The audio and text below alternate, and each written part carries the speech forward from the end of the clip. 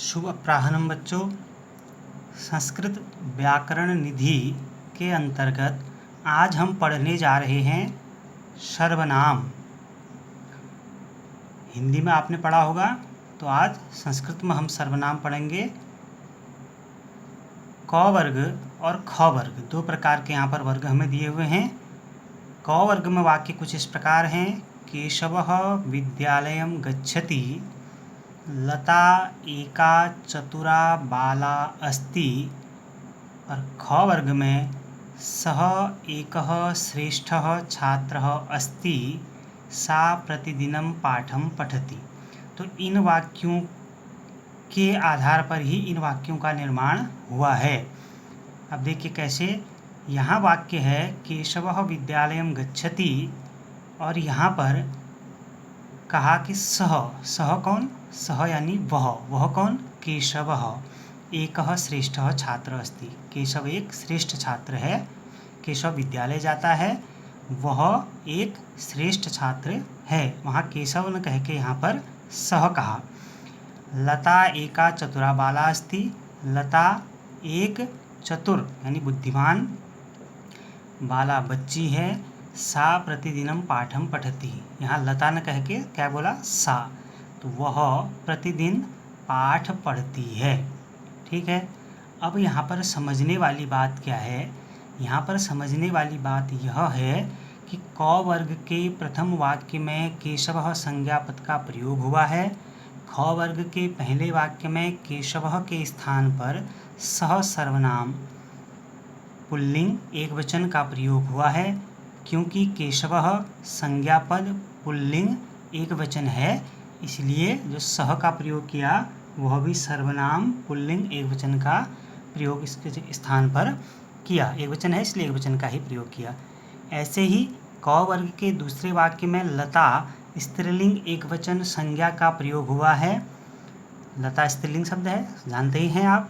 और उसी के अनुसार ख वर्ग का जो दूसरा वाक्य है उसमें लता के स्थान पर सा का प्रयोग किया है, जो सर्वनाम स्त्रीलिंग एकवचन है। क्योंकि लता संज्ञा पद स्त्रीलिंग एकवचन है, इसलिए उसके स्थान पर सा सर्वनाम स्त्रीलिंग तद शब्द का एकवचन का रूप जो है उसका प्रयोग किया गया। तो इन सब को पढ़ने के बाद हमारे मस्तिष्क में जो बात स्पष्ट होती है वह यह होती है कि जिन शब्दों का प्रयोग संज्ञा के स्थान पर होता है, जिन शब्दों का प्रयोग संज्ञा के स्थान पर होता है उन्हें सर्वनाम कहते हैं। जैसे वह क्या है संस्कृत में? तद, इदम, अस्मद, युष्मद आदि। तद यानी वह, इदम यानी यह, अस्मद यानी मैं, युष्मद यानी तुम। ठीक। तो इस प्रकार से ये स्पष्ट हो गया कि सर्वनाम क्या है।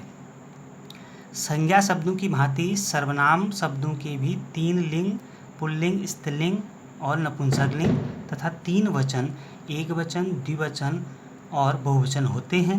स्पष्ट है। इनके रूप प्रथमा से सप्तमी तक 7 विभक्तियों में होते हैं। केवल संबोधन इसमें नहीं होता है। सर्वनाम शब्द जो होते हैं, जैसे आपने पढ़ा होगा सह तौ ते वाले रूप या अहम आवाम वयम वाले रूप, उसमें सर्वनाम है, इसलिए उसमें संबोधन नहीं होता है। स्पष्ट। अब यहाँ पर जो सर्वनाम है वह पुरुषवाचक सर्वनाम, वहाँ पर क्या है? पुरुषवाचक सर्वनाम। उसका जो प्रकार है वो क्या है? पुरुषवाचक सर्वनाम। और पुरुषवाचक सर्वनाम अब किस प्रकार से, कितने प्रकार का होता है उसे हम पढ़ेंगे। ठीक है।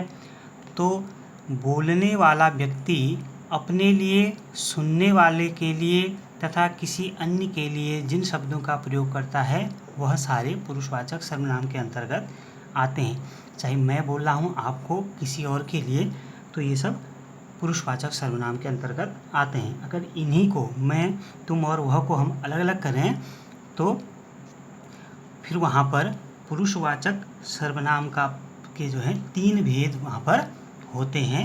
उन 3 भेदों के बारे में आइए हम अब थोड़ा सा उन 3 भेदों के बारे में यहाँ पर जानते हैं। उन 3 भेदों में सबसे पहले जो है वह आता है उत्तम पुरुष, जिसको हम अंग्रेजी भाषा में फर्स्ट पर्सन कहते हैं। उत्तम पुरुष अर्थात वक्ता, अर्थात बात कहने वाला जो होता है उसको उत्तम पुरुष सर्वनाम कहा जाता है। वक्ता अर्थात बात कहने वाला अपने लिए जिन सर्वनाम शब्दों का प्रयोग करता है उन्हें उत्तम पुरुष कहते हैं। जैसे अहम, आवाम, वयम, मैं, हम दोनों या हम सब। दूसरा जो भाग है वह है मध्यम पुरुष, यानी अंग्रेजी भाषा में सेकंड पर्सन। तो वक्ता यानी बोलने वाला, श्रोता अर्थात सुनने वाले के लिए जिन सर्वनाम शब्दों का प्रयोग करता है उन्हें मध्यम पुरुष सर्वनाम कहते हैं। जैसे त्वम यानी तुम, युवाम यानी तुम दोनों, यूएम यानी तुम सब। ठीक है, तुम यह कर रहे हो, तुम क्या कर रहे हो, तुम सब क्या कर रहे हो, यह सब क्या है मध्यम पुरुष सर्वनाम। तीसरा होता है प्रथम पुरुष सर्वनाम यानी थर्ड पर्सन, जिसको अंग्रेजी भाषा में कहा जाता है।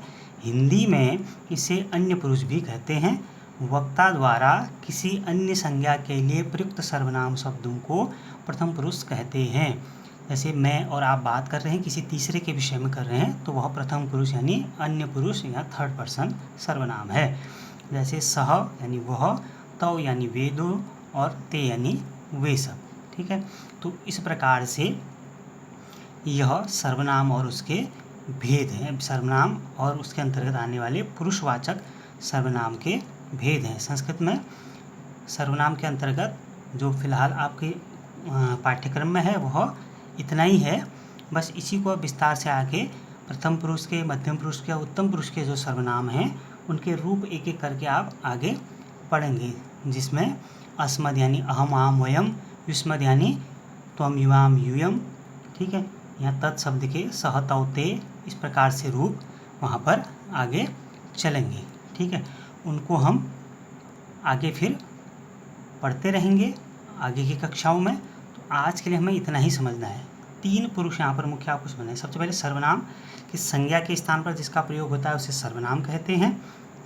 ठीक है, और दूसरा पुरुषवाचक सर्वनाम, सर्वनाम के अंतर्गत पुरुषवाचक सर्वनाम, उसमें उत्तम पुरुष, मध्यम पुरुष और प्रथम पुरुष सर्वनाम। उत्तम पुरुष यानी मैं, मध्यम पुरुष यानी तुम, तुम दोनों या तुम सब। उत्तम पुरुष मैं, हम दोनों, हम सब उत्तम पुरुष हो गया, और मध्यम पुरुष तुम, तुम दोनों, तुम सब, और उसके बाद प्रथम पुरुष यानी थर्ड पर्सन वह, वे दोनों, वे सब। ठीक है, आज इतना आपको समझना बहुत आवश्यक है। इससे आगे हम अगली कक्षा में भली प्रकार से समझेंगे। ठीक है, चलिए इसका अभ्यास कीजिए।